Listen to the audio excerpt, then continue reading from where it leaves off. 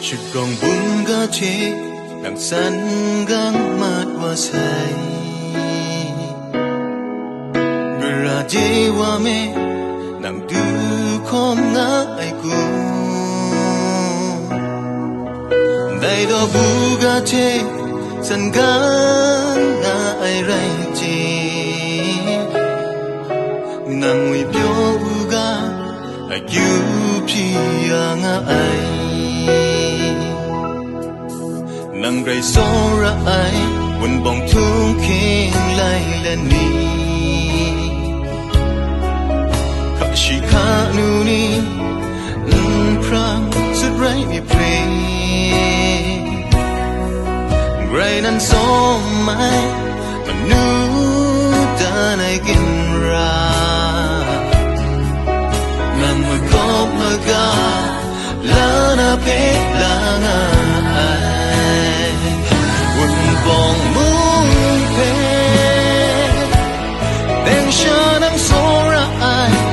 o rai yang go nang bai wa na lam pe should mean that you relate Won bong mu te yong pe ma lap mat na ngai san di kai nang pe la ngai shi gong go man sa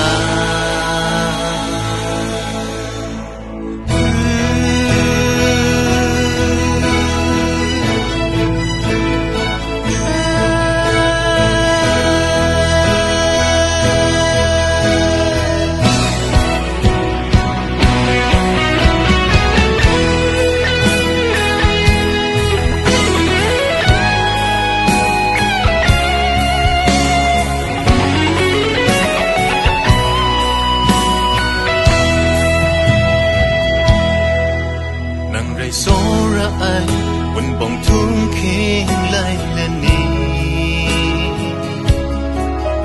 khả shi kha nu ni prang sut rai mi pray rai nan so mai manu da nai gin ra nang ma gop ma ga la na pe la nga ai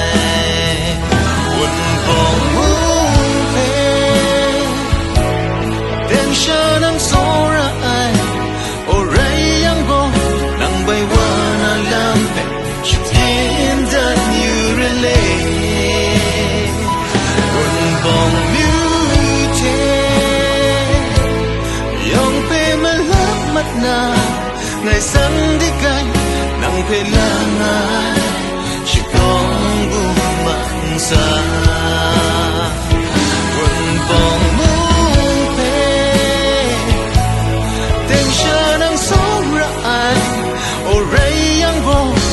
bai wa na lam pe should mean that you relate un bong mu te yong pe ma lap mat na ngai san di kai nang pe la ngai